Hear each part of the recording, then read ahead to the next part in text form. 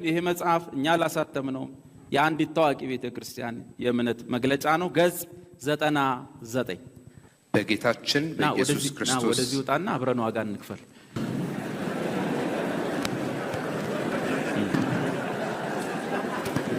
በደም ስሙ። ድናችኋል። እሺ ድነናል። መስዋዕቱ ትልቅ ነው። አባቶች ስለ ኢየሱስ አመሰግናለሁ። አሜን።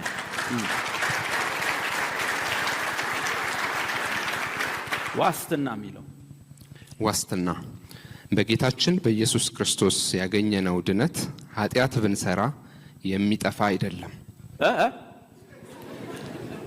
ወጋው። ለዚህ ነው የፈራሁት። ገጽ 99 ነው። 99 ዋስትና በጌታችን በኢየሱስ ክርስቶስ ያገኘነው ድነት ኃጢአት ብንሰራ የሚጠፋ አይደለም። መጽሐፉ ነው የሚለው። እኔ መጽሐፉን ትንሽ ላርመው። አማኝ መንፈስ ቅዱስ በውስጡ ስላለ ቃሉ በእርሱ ስላለ ካልኩሌት አድርጎ አስቦ በጀት መድቦ እቅድ ይዞ ኃጢአት ሊሰራ አይችልም። እግዚአብሔር ይረዳዋል። ግን በዚህ ህይወት ስለሚመላለስ በብዙ ምክንያቶች ይሰናከላል። እውነት ውሸት? ይደክማል አይደክም? ይበድላል አይበድልም? እንዴ ይስታል። ያን ጊዜስ የት ነው የሚሄደው?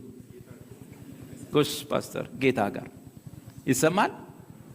አላለቀሰም እኮ ሰውዬው። ጌታው በቃ ሁለተኛ ወደ ሰው ባላይ ወደዚህ ተባላይ ወደ ትዳላይ እግዚአብሔር ሆይ ሳይል ትን እንዳለው ድፍት አለ።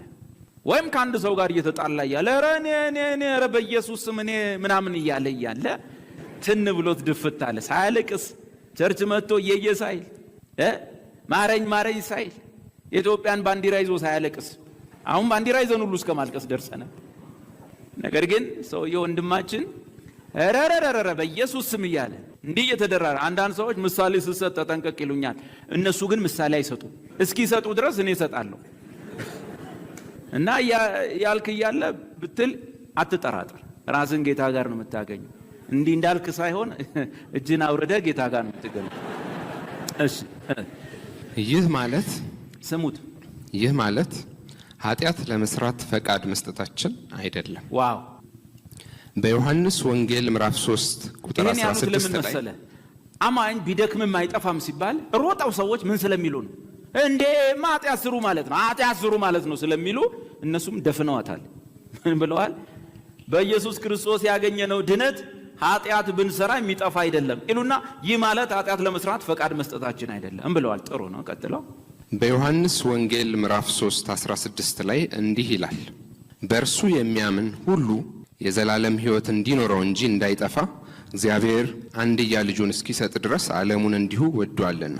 በአንደኛ ዮሐንስ መልእክትም ምዕራፍ 5 13 ላይ የዘላለም ሕይወት እንዳላችሁ ታውቁ ዘንድ በእግዚአብሔር ልጅ ስም ለምታምኑ ይህን ጽፌላችኋለሁ በማለት በመጀመሪያ ጊዜ የተሰጠን ሕይወት የዘላለም ሕይወት ስለሆነ እንደማይጠፋ ያሳየናል። ከመጀመሪያም የተሰጠን የምን ሕይወት ነው? በቃ እኮ የዘላለም ሲባል አይጠፋም። ቀላል ነው አጻጻፉ። እሺ ጌታም በዮሐንስ ወንጌል ውስጥ ስለ መልካም እረኝነቱ በተናገረበት ጊዜ በጎቼ ድምፄን ይሰማሉ፣ እኔም አውቃቸዋለሁ፣ ይከተሉኝማል፣ እኔም የዘላለም ሕይወትን እሰጣቸዋለሁ፣ ለዘላለምም አይጠፉም። የዘላለም ሕይወት እሰጣቸዋለሁ። ምክንያቱም ትርጉሙ ምንድን ነው? ለዘላለም አይጠፉም ማለት ነው። ከእጄም ማንም አይነጥቃቸውም። ማይጠፉበት ምክንያት ሰዎቹ ጎበዝ ስለሆኑ ነው። አሜን። ብርቱ ስለሆኑ ነው። ትላንት አውርተናል። የበግ ተስፋው ምኑ ነው? እረኛው ነው አይደለ?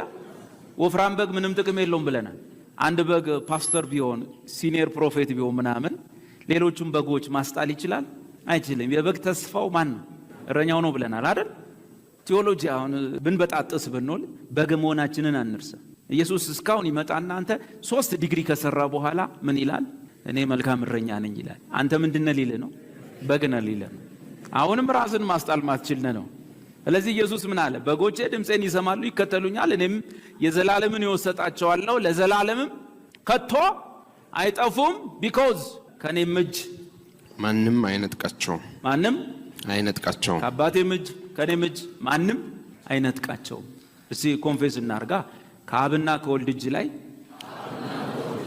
ማንም ሊነጥቀኝ አይችልም።